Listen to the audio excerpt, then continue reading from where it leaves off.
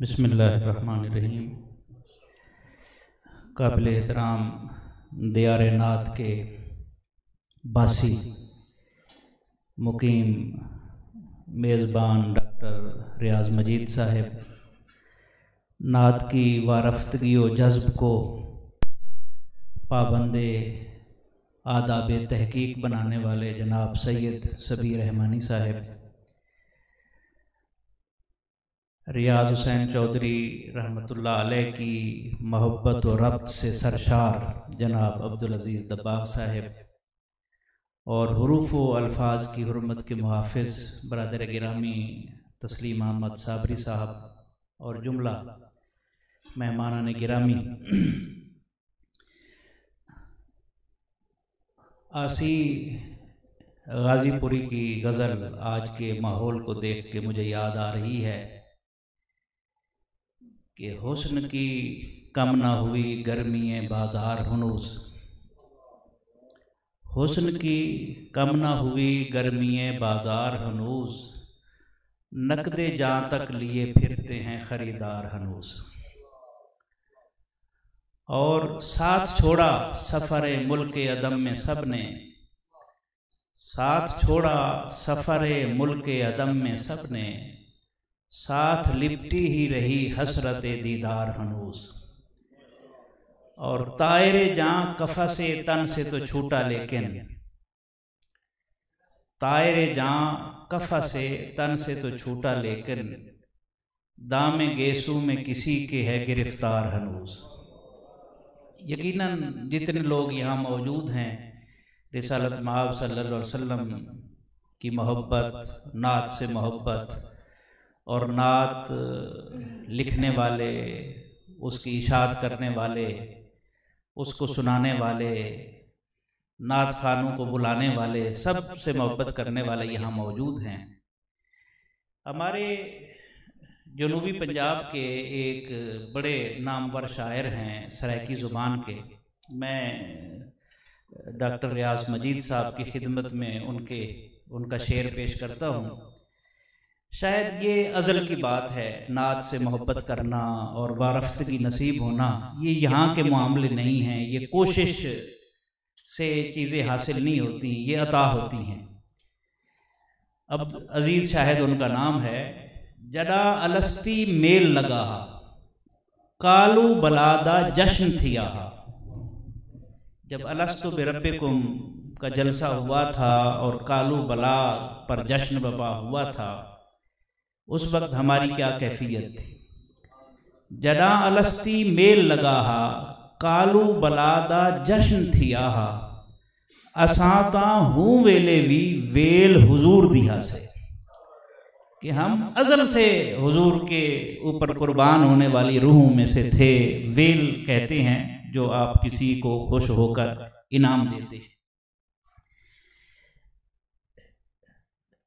ریاض حسین چودھری صاحب کی شخصیت، ان کی تحریر، ان کی شخصیت کے جو تشکیلی عناصر ہیں، اگر انہیں دیکھا جائے، دو تین باتیں میں صرف عرض کرتا ہوں کیونکہ معزز مہمان موجود ہیں، اور خصوصاً ڈاکٹر صاحب کی ہم نے گفتگو سننی ہے، سید صاحب کی۔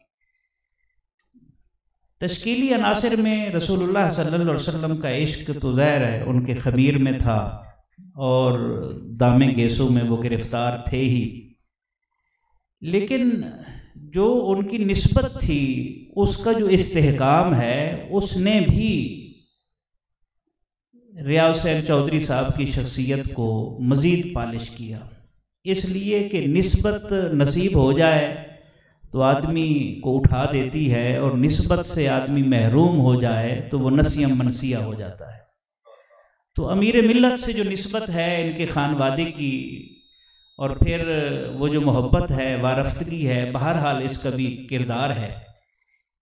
ایک اور چیز جو ریاض حسین چودھری صاحب کی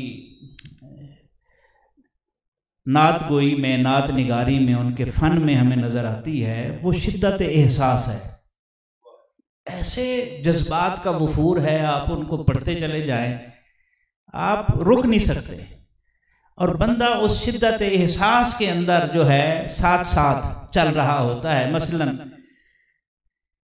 آقا میرے قلم کی سلامی کریں قبول، آقا میرے قلم کی سلامی کریں قبول، لوح ادب پہ حرف غلامی کرے قبول۔ یہ عجیب ایک کیفیت بن جاتی ہے جب آدمی پڑھتا ہے۔ اور پھر ایک اور چیز جو ان کی شخصیت میں چھلکتی ہے، یعنی ظاہر نہیں ہوتی، چھلکتی ہے، چھلکتی وہ چیز ہے جو اختیار میں نہ ہو، چھلک پڑے، وہ ان کا نعت پر افتخار ہے۔ مفتخر ہوتے ہیں نعت کہتے ہوئے، نعت سنتے ہوئے، نعت کی طرف نسبت کرتے ہوئے۔ مثلا ان کا یہ شعر، فضائے نعت میں اڑتے ہوئے نہیں تھکتا، فضائے نعت میں اڑتے ہوئے نہیں تھکتا، میرا قلم بھی ہے جبریل کے پروں کی طرح۔ عجیب کیفیت ہے نا، آدمی پڑھے یہاں کیسے بندہ اپنے جذبات کو روک سکتا ہے، یا ان کے اوپر ضبط کے بندھن جو ہے وہ باندھ، ضبط کی حد بندی میں اسے جو ہے وہ محبوس کر سکتا ہے۔ اسی طرح ایک اور چیز ان کی شخصیت سے جو ہمیں ملتی ہے، اسی نعت کے افتخار کے حوالے سے ہی میں چند باتیں کرنا چاہتا ہوں ان کے اشعار کی صورت میں۔ اور یہ فیض ان کے پورے خاندان میں ہے۔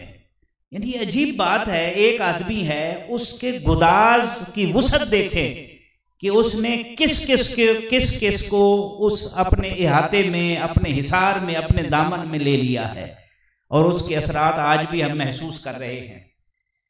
مثلا اور یہ شعر تو سبحان اللہ ان کی اس وارفتگی کا مظہر ہے کہ کاسائے عمر رواں میں نعت کی دولت ملی، کاسائے عمر رواں میں نعت کی دولت ملی، آپ کے قدموں میں آنے سے مجھے عزت ملی۔ یہ جو افتخار ہے، آج یہ چیزیں ختم ہو گئی ہیں، نسبت ہے تو اس کے اوپر مفتخر ہونا سیکھیں، معذرت خواہانہ رویہ کس لیے ہے۔ وہ پروفیسر ڈاکٹر محمد اسحاق قریشی رحمۃ اللہ علیہ کا ایک جملہ ہے کہ زمانہ 63,000 کروٹیں لے لے، رسول اللہ صلی اللہ علیہ وسلم کے 63 سالوں سے باہر نہیں جا سکتا۔